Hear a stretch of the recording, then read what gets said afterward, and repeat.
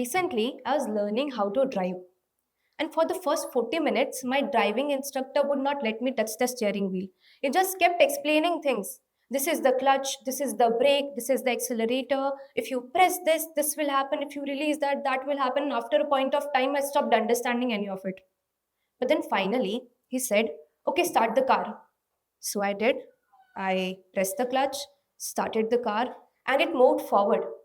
And suddenly, everything that he said for the 40 minutes started making sense. And this small incident made me realize something very profound. Sometimes clarity doesn't come before action. Action is the thing that creates clarity. And you see it everywhere. You do not become confident before speaking in public. You practice speaking in public and then get confidence.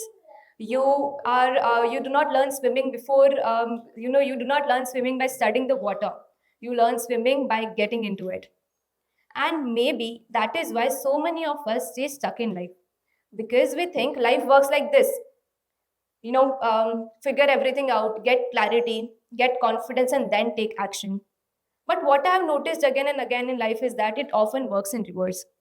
You take action, which will bring clarity, and then confidence will build.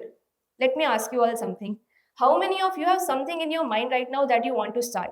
Maybe a project, an idea, a skill, a habit, a startup, whatever it is. Can we have a raise of hands? Look around. Almost everyone. And maybe this also sounds very reasonable, that I'll start when I'm more ready. I'll start when I have more confidence. I'll start when I have more clarity. I used to think the same way too, that one day I will wake up fully ready and everything will be easier after that. But as I grew older, I started noticing something, that the biggest turning points and shifts in my life came way before I was ready for them. So, hello everyone, I'm Himangi Prajapati, a 19-year-old from Ahmedabad, and today I'm genuinely very excited to be here giving my first TEDx talk to you. And today I want to share a few moments that completely shifted the way I think about readiness, confidence, and growth. So let me take you all back in time. The first ever time I spoke on stage. I was about 12 years old. It was a school function. And what I had to do was I had to deliver a 3-minute speech. I prepared properly for it. I knew what exactly I was going to say. But the moment I stepped onto the stage, held the mic, looked at the audience, my mind completely went blank.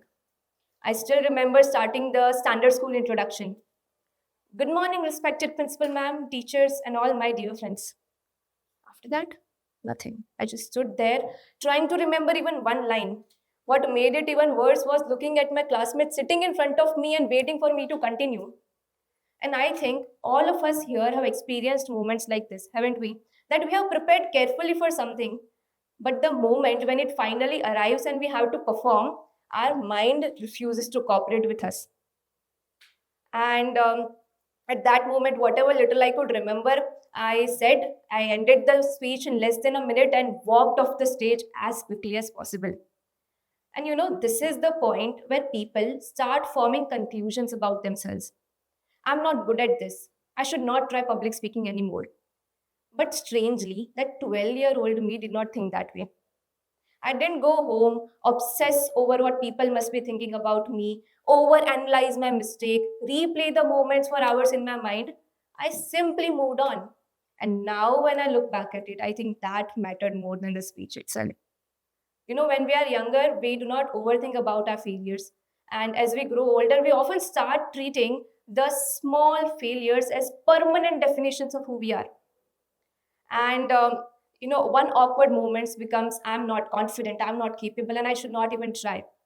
And this is where many people quietly stop, not after years of failure, after one uncomfortable experience. So a couple of years later, I did something even more uncomfortable than forgetting a speech. I decided to make YouTube videos. So I was 13, 14 years old. I learned a small study technique that helped me to memorize things faster. So I thought, why don't I share it on YouTube? So there was just one problem. I didn't have my own phone because I was in ninth standard. I didn't have my own room, no mic, light, setup, nothing. I did have my mama's phone, three pillows, and an old box. So what I did, I balanced the pillows in front of me, used the box as the support, and used my mama's phone to record my first video. I was supposed to say, "Welcome everyone to my channel. I'm Himangi Prajapati." It took me 10 tries to say that one line. Every time I started, something would go wrong. I would start, forget the next sentence. I would say something awkward, look at myself, wondering what am I exactly trying to do. But I still kept recording. And over time, while recording videos like this, I noticed something that the first time when we are doing something, it is usually uncomfortable. But here is the truth I want you to carry. Your first attempts are never meant to be perfect, they are meant to teach you. So embrace them, absorb them, and most importantly, learn from them. And slowly, almost invisibly, without realizing, you wake up better than you were yesterday. Slowly, I also started getting better at my recording videos. A couple of months later, while recording videos with the same setup, one day I uploaded my video and I opened my YouTube studio, and what I see, that video has outperformed all of my videos. Whenever I'm refreshing the screen, 100 videos, 200, and the views just kept increasing. And at that moment, I thought it was sudden. But now I think it wasn't sudden. It was built quietly through awkward videos, repeated mistakes, and small improvements. Again, a couple of years later, in 2022, I got another opportunity to speak in front of 500 people. There was just one problem. I found this out less than 24 hours before the event. Yes, I was nervous, but I still said yes. I prepared the whole day for it, and the next day I walked onto the stage, spoke in front of 500 people, and walked off thinking, okay, that worked. And now, when I look back at all of these moments together, the driving lesson, forgetting my school speech at 12, and recording videos with the three pillow setup, and the 500 people event, I realized that all of these events followed one pattern. I was never really fully prepared for any of them. Yet each experience gave me something that preparation could never. And slowly, I also started noticing this pattern in almost everyone, like in creators, in entrepreneurs, in athletes, and people who have built something meaningful in their lives.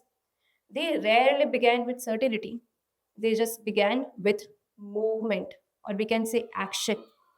So, this is what later became my 4E framework that I'm going to be sharing with you all: enter, experience, experiment, and evolve.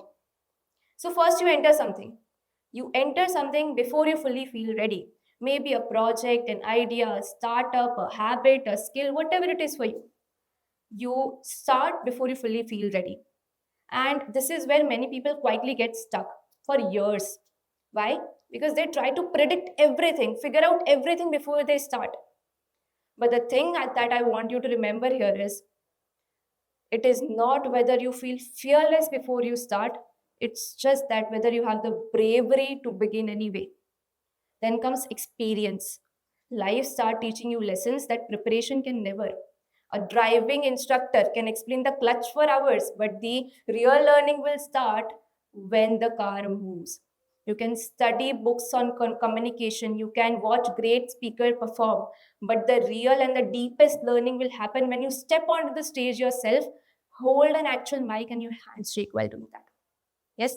And then comes experimentation. One of my favorite authors, Robin Sharma, has a line that I've always loved: small daily improvements repeated over time gives stunning results. And I feel this is exactly what experimentation looks like. And this is also where growth starts to begin compounding in a meaningful way. The next attempt becomes little better, the next video becomes little less awkward, and the next experience carries the wisdom that you have earned from the previous one. And then you evolve. James Clear once said, every action you take is a vote for the person you wish to become. And I think that is exactly what evolution really is. Not becoming a completely new person overnight, but just becoming slightly better, stronger, and wiser version of yourself through repeated action. And that is what the 4E framework looks like. So now I would like to end here with just saying That whatever that thing is for you right now, a project, an idea, a startup, a habit, a skill, whatever it is for you, maybe a video. The goal is not to figure out everything before starting. The goal is just to start. Because when I look back at all the moments that defined my lives the most, they never began with certainty. They just began with movement. And those are the moments that ended up creating the clarity that I had been waiting for all along. Yes. So before, I used to just think that readiness was something that you had to feel before you start. But now I feel readiness is built in motion, one attempt, one experience, one experiment at a time. Thank you.